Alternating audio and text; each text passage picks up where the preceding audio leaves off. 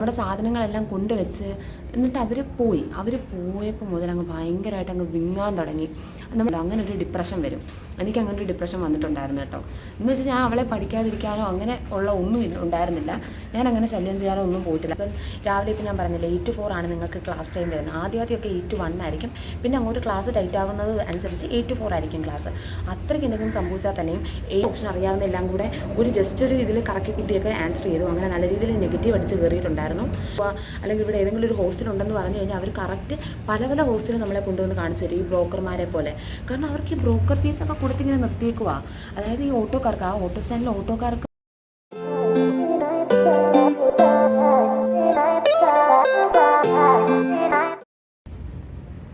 Hello guys, ഇപ്പോൾ എല്ലാവരും എന്ത് പറയുന്നു? സുഖമായിട്ടിരിക്കുന്നു? ഞാനിവിടെ സുഖമായിട്ടിരിക്കുകയാണ്.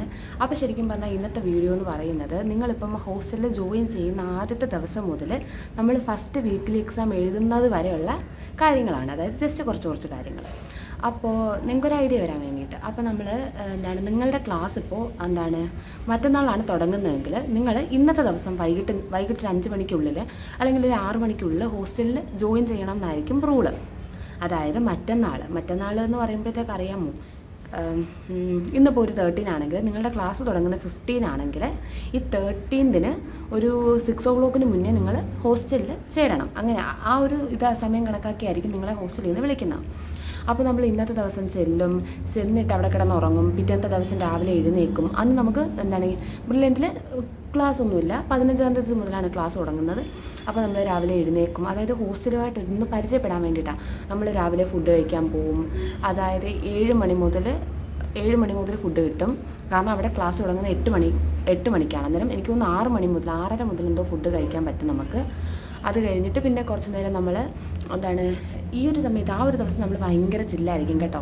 ഞാനെന്ന് പറയുന്നത് അഡ്മിഷന് ജോയിൻ ചെയ്യുന്നവരെ ഭയങ്കര ആലാപാല പാടിയാണ് പോയത്. എന്ന് വെച്ചാൽ ആദ്യമായിട്ട് ഹോസ്റ്റലിൽ നിൽക്കുവാണ്, ചുമ്മാ ഒരു രസം. എന്ന് വെച്ചാൽ നമ്മൾ അത്രയും നാളിൽ +2 ഒക്കെ കഴിഞ്ഞ് വെക്കേഷനൊക്കെ കഴിഞ്ഞ് കുറച്ച് ബോറിംഗ് ആയിട്ടൊക്കെ ഇരിക്കുമല്ലായിരുന്നു. അപ്പോൾ നമ്മൾ ഞാൻ എൻ്റെ ലൈഫിൽ ആദ്യമായിട്ടാണ് വീട്ടിൽ നിന്ന് ഇങ്ങനെ മാറി ഇങ്ങനെയൊക്കെ നിൽക്കുന്നത്. അപ്പോൾ എന്തോ എനിക്ക് വീട്ടിൽ നിന്ന് ഇറങ്ങിയപ്പോൾ ഒരു സങ്കടം വന്നു കേട്ടോ.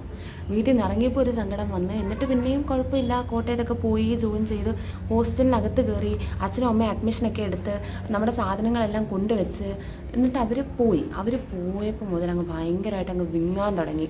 നമ്മളങ്ങ് പെട്ടെന്നൊരു ദിവസം ഒറ്റയ്ക്കായതുപോലെ. എൻ്റെ റൂംമേറ്റ് അന്നത്തെ ദിവസം വന്നിട്ടുണ്ടായിരുന്നില്ല. അതായത് 13-ാം തീയതി വന്നിട്ടുണ്ടായിരുന്നില്ല. ആൾ 14-ാം തീയതി ഒരു ഉച്ചയൊക്കെ ആയപ്പോഴാണ് വന്നത്. എന്നിട്ട് നമ്മൾ ബാക്കി ഹോസ്റ്റലിൽ ഞങ്ങളുടെ എന്ന് പറയുമ്പോൾ ഒരു ഫ്ലാറ്റ് സിസ്റ്റമാണ്. ഫ്ലാറ്റിൽ 2 റൂമും ഒരു ഹാള്, ഒരു കിച്ചൺ പോലുള്ള സ്പേസ്. ആ കിച്ചൺ പോലുള്ള സ്പേസിൽ ഒരു ബെഡുണ്ട്, ഹാളിൽ 2 ബെഡുണ്ട്, 2 ബെഡ്റൂമിലും 2 ബെഡുണ്ട്. ഈ 2 ബെഡ്റൂമിലുമായിട്ട് 2 അറ്റാച്ച്ഡ് ബാത്റൂമുണ്ട്. അപ്പോൾ ഈ 2, 4, 6, 7 പേർക്കും കൂടെ 2 അറ്റാച്ച്ഡ് ബാത്റൂമാണ്. അതായത് ഒരു ഫ്ലാറ്റ് സിസ്റ്റമാണ്. ഒരു വലിയ ഇതിനകത്ത് കുറേ കുഞ്ഞു റൂം, ആ റൂമിനകത്തൊരു അറ്റാച്ച്ഡ് ബാത്റൂം. നമ്മളിപ്പോൾ ഒരു ഫ്ലാറ്റ് എടുത്ത് നിൽക്കുന്നതൊക്കെ പോലെ തന്നെ. അപ്പോൾ ഫ്ലൈറ്റ് പോകുന്നു ഗൈസ്, കാണാൻ പറ്റുന്നുണ്ടോ? കണ്ടു. നെടുമ്പാശ്ശേരി എയർപോർട്ട് അടുത്താണ് ഗൈസ്, അതാണ് ഫ്ലൈറ്റ് പോകുന്നത്. അപ്പോൾ നമ്മളങ്ങനെ എൻ്റെ റൂമേറ്റ് പിറ്റേത്തെ ദിവസം വന്നേ. അത്രയും ഞാൻ പറഞ്ഞു അറ്റാച്ച്ഡ് ബാത്റൂമൊക്കെയാണ്. എന്നിട്ട് നമ്മളിങ്ങനെ അന്നത്തെ ദിവസം എൻ്റെ റൂമിൽ എല്ലാവരും ഒന്നും വന്നിട്ടുണ്ടായിരുന്നില്ല. 2 പേര്, അതായത് എൻ്റെ റൂമേറ്റും അപ്പുറത്തെ റൂമിലൊരു കൊച്ചും കൂടെ വരാനുണ്ടായിരുന്നു. ബാക്കി എല്ലാവരും ഉണ്ടായിരുന്നു. അങ്ങനെ നമ്മൾ അന്നത്തെ ഈവനിങ് സംസാരിച്ച് എല്ലാവരും എവിടെ നിന്നാണ് അങ്ങനത്തെ കാര്യങ്ങളൊക്കെ സംസാരിച്ച്, സിബ്ലിങ്സ് ഉണ്ടോ അങ്ങനത്തെ കുറേ കാര്യങ്ങളൊക്കെ സംസാരിച്ച്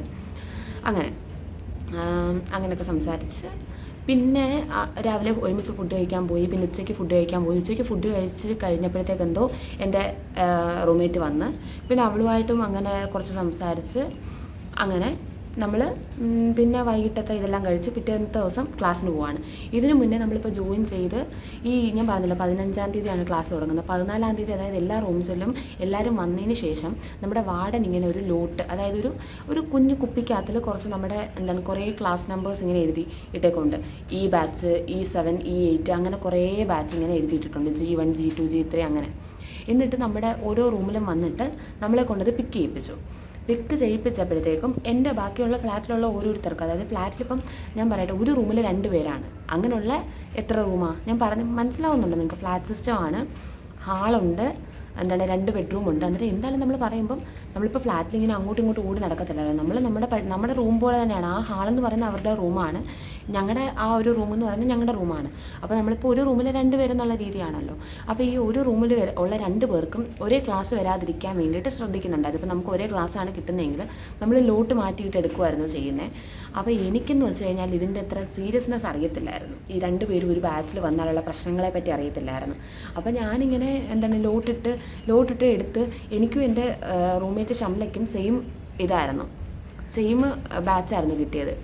E7 ആയിരുന്നു. അപ്പോൾ ശരിക്കും പറഞ്ഞാൽ എനിക്ക് അന്ന് ഞാൻ നോക്കുമ്പോൾ നമുക്ക് ഒരുമിച്ച് ക്ലാസ്സിൽ പോകാം, ഒരുമിച്ച് വരാം, ഒരുമിച്ച് വരെ ടോപ്പിക്സ് ഒക്കെ അല്ലേ, അങ്ങനെ ഒരു ഇതാവും. പക്ഷേ ശരിക്കും പറഞ്ഞാൽ നമുക്ക് അങ്ങോട്ടും ചെല്ലും തോറും ഇപ്പം നമ്മളിൽ 2 വീട്ടിൽ ആരെങ്കിലും ഒരാൾ നന്നായിട്ട് പഠിക്കുകയും നമുക്കത്രയും പറ്റാതിരിക്കുകയും കൂടെ ചെയ്ത് കഴിഞ്ഞാൽ നമുക്ക് ഭയങ്കര വിഷമമായിരിക്കും. നമുക്ക് സ്വന്തമായിട്ട് ഇപ്പം വേറെ ആരും നമ്മളെ കമ്പയർ ചെയ്തില്ലെങ്കിലും നമുക്ക് സ്വന്തമായിട്ടൊരു കമ്പാരിസൺ വരും. എനിക്ക് കിട്ടുന്ന സോഴ്സസ് ഒക്കെ തന്നെയാണല്ലോ മറ്റേ ആൾക്കും, പക്ഷേ എന്നിട്ട് അയാൾക്ക് നന്നായിട്ട് പറ്റുന്നുണ്ടല്ലോ, എനിക്ക് പറ്റുന്നില്ലല്ലോ, അങ്ങനെ ഒരു ഡിപ്രഷൻ വരും. എനിക്ക് അങ്ങനെ ഒരു ഡിപ്രഷൻ വന്നിട്ടുണ്ടായിരുന്നു കേട്ടോ.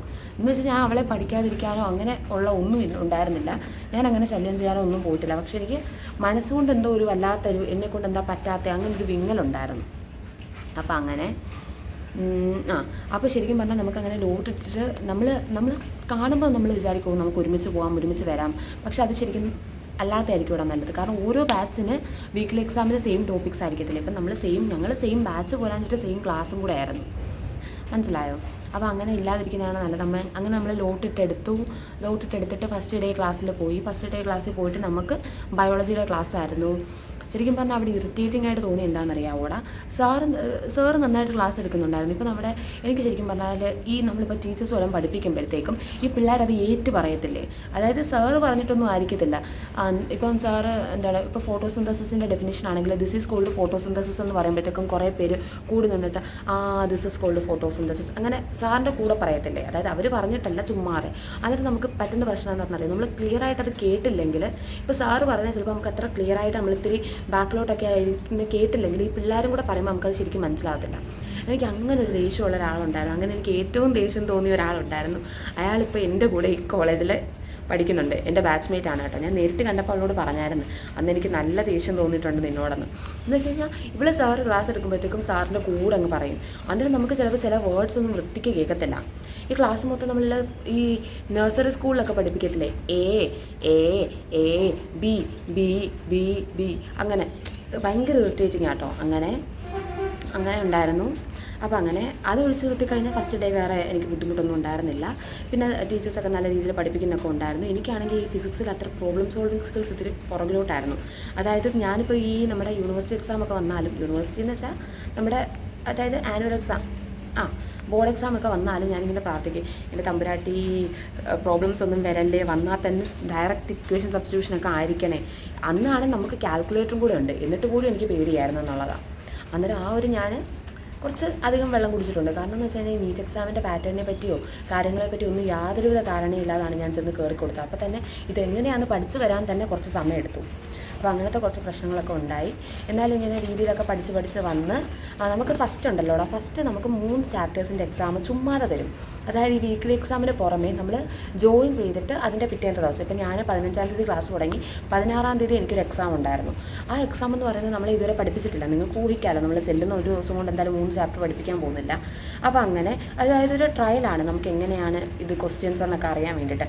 അന്ന് നമ്മളെന്തോ വിചാരിച്ച് ഇപ്പം ഞങ്ങളാണെങ്കിലും തന്നെ, ഇപ്പം ഞാനാണെങ്കിലും ഇപ്പം ഞാൻ സ്കൂളിനോടൊപ്പം ട്യൂഷനും ഉണ്ടായിരുന്നു എനിക്ക്. അതായത് മൊത്തം സബ്ജക്റ്റിനെയും ട്യൂഷൻ സെൻറ്ററുകളില്ലേടാ.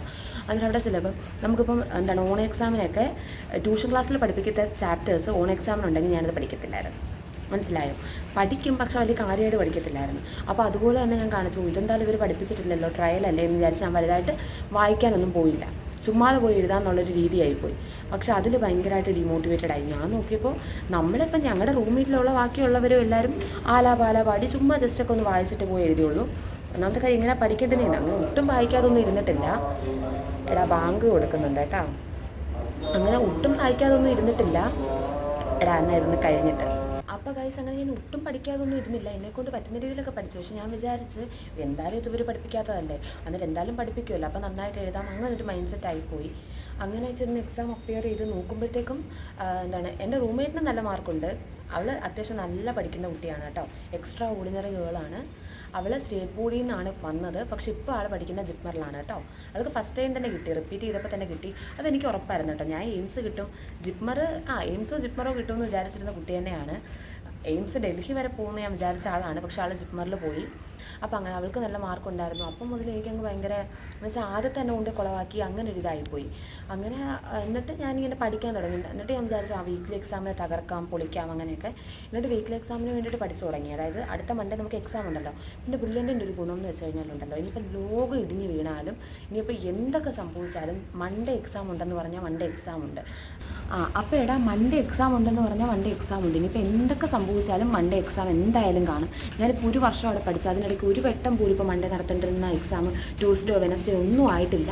അന്നത്തെ ദിവസം തന്നെ നടത്തും. പിന്നെ അത്രമാത്രം എന്തെങ്കിലും ഇമ്പോർട്ടൻ്റ് ആയിട്ടുള്ള കാര്യങ്ങൾ അവിടെ ഉണ്ടായിട്ടുണ്ടെങ്കിൽ 8-11 നടത്തേണ്ടിരുന്ന എക്സാം അവർ ഉച്ചയ്ക്ക് ശേഷം ആക്കും.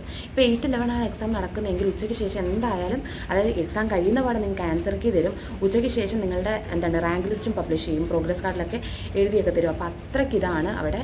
എല്ലാം ഭയങ്കര പങ്ക്ച്വലായിട്ടാണ് നടക്കുന്നത്. അപ്പോൾ ശരിക്കും പറഞ്ഞാൽ നിങ്ങൾ ആ ഒരു വീക്ക്ലി എക്സാമിന് നല്ല രീതിയിൽ മാർക്ക് സ്കോർ ചെയ്യാൻ ശ്രമിക്കുക.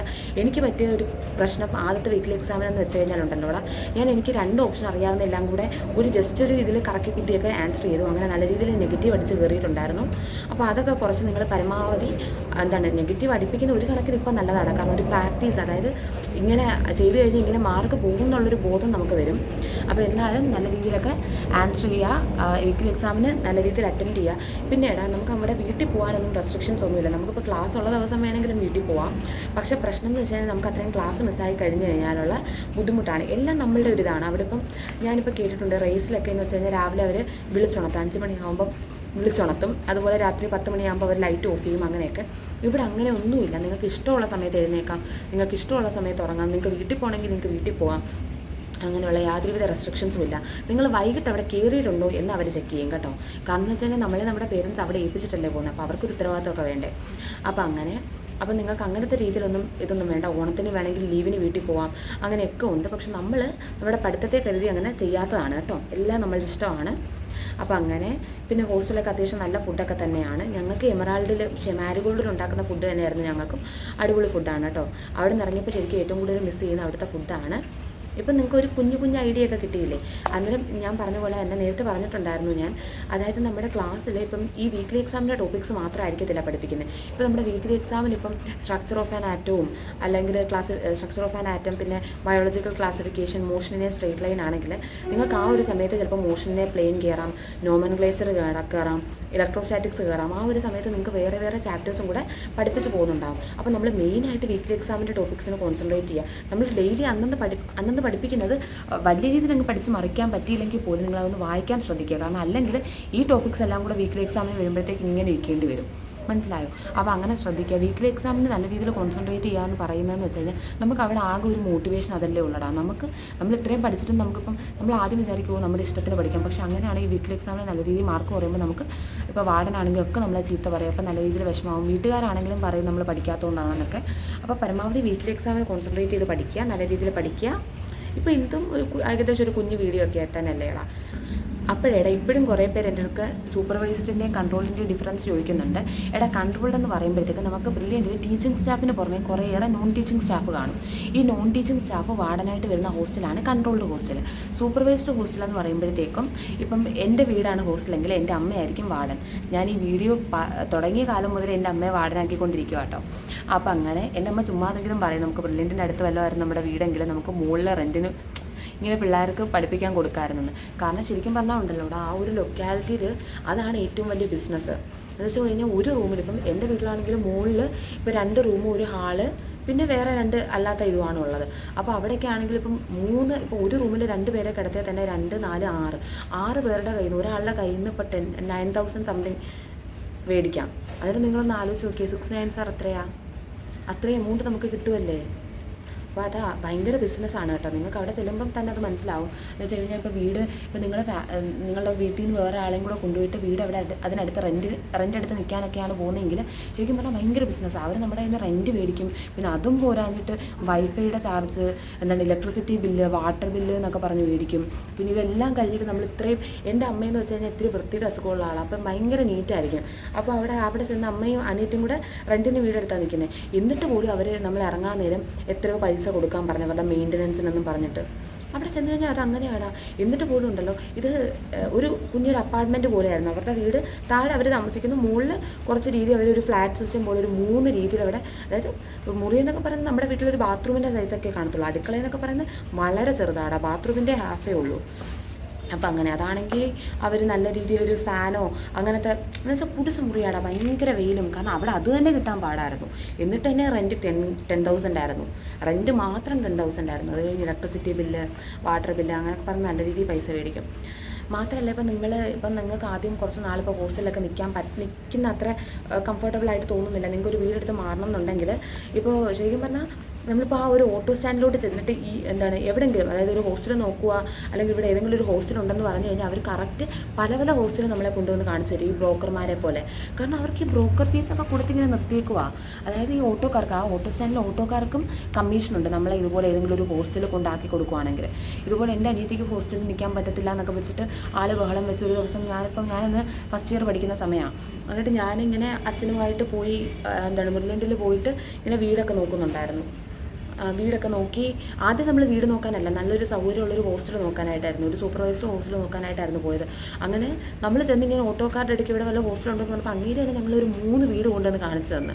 പിന്നെ ആ ഒരു വാർഡൻ, അതായത് ഇപ്പോൾ ഒരു വീട്ടിലെ ആൻറ്റിയാണ് പറഞ്ഞത് ഇവർക്ക് നമ്മൾ ഒരു കമ്മീഷൻ കൊടുക്കുന്നുണ്ടെന്ന്. അപ്പോൾ അങ്ങനെയൊക്കെയാണ്. പിന്നെ ഏറ്റവും അവസാനം നമ്മളൊരു വീട് മതി എന്നുള്ള രീതിയിൽ ഫിക്സ് ചെയ്ത്, എൻ്റെ അമ്മ KSRTCയിലാണ് കേട്ടോ വർക്ക് ചെയ്യുന്നത്. എൻ്റെ അമ്മ കണ്ടക്ടറാണ്. അങ്ങനെ അമ്മ കരുനാഗപ്പള്ളി ഡിപ്പോയിൽ നിന്ന് കോട്ടയം ഡിപ്പോയിലേക്ക് ട്രാൻസ്ഫർ മേടിച്ചിട്ട് പോയി 1 വർഷം അവളുടെ കൂടെ നിൽക്കുമായിരുന്നു. അപ്പോൾ അങ്ങനെയൊക്കെ. അപ്പോൾ എന്തെങ്കിലുമൊക്കെ കാര്യങ്ങൾ നിങ്ങൾക്ക് ഡീറ്റെയിൽ ആയിട്ട് അറിയണമെങ്കിൽ നിങ്ങൾ കമൻറ്റ് ചെയ്യുക കേട്ടോ. അടുത്ത വീഡിയോ നിങ്ങൾക്ക് എന്തെങ്കിലും സജഷൻ, അതായത് ഇന്ന വീഡിയോ ചെയ്യണമെന്ന് നിങ്ങൾക്ക് എന്തെങ്കിലും സജഷൻ ഉണ്ടെങ്കിൽ നിങ്ങൾ കമൻറ്റ് ചെയ്യുക കേട്ടോ. അപ്പോൾ ശരിയാടാ, ടാറ്റാ. അപ്പം മിക്കവാറും നാളെ ഞാനൊരു തിരുക്കൊച്ചി വ്ളോഗ് ഇടുന്നതായിരിക്കും. ഞങ്ങൾ ഫ്രണ്ട്സൊക്കെ ആയിട്ട് തിരുക്കൊച്ചി പോകുന്നുണ്ട്. നിങ്ങൾക്ക് ശരിക്കും പറഞ്ഞാൽ ഈ കണ്ടൻറ്റിനോട് വലിയ താല്പര്യമുള്ളൂ. ഇപ്പോൾ ഞാൻ അങ്ങനെയുള്ളൊരു വീഡിയോ ഇട്ടാലൊന്നും വലിയ വ്യൂസ് ഒന്നും കാണത്തില്ല. പിന്നെ എന്നാലും എനിക്കൊരു സന്തോഷം, ഞാനിപ്പോൾ യൂട്യൂബ് ചാനൽ തുടങ്ങിയ സമയത്തേടാ എനിക്കിങ്ങനെ നീറ്റ് ഓറിയൻറ്റഡ് വീഡിയോസ് ചെയ്യണം എന്നൊന്നും ആയിരുന്നില്ലല്ലോ പ്ലാൻ. ചുമ്മാ എൻ്റെ കുറേ കാര്യങ്ങളൊക്കെ ചെയ്യണം. അപ്പോൾ ശരിക്കും പറഞ്ഞാൽ അങ്ങനെ ഒരു ആഗ്രഹം ഉള്ളതുകൊണ്ടാണ് കേട്ടോ ഇടയ്ക്കൂടെ ആ ഒരു വീഡിയോസൊക്കെ ഇടുന്നത്. അപ്പോൾ ശരിയാടാ, ടാറ്റാ.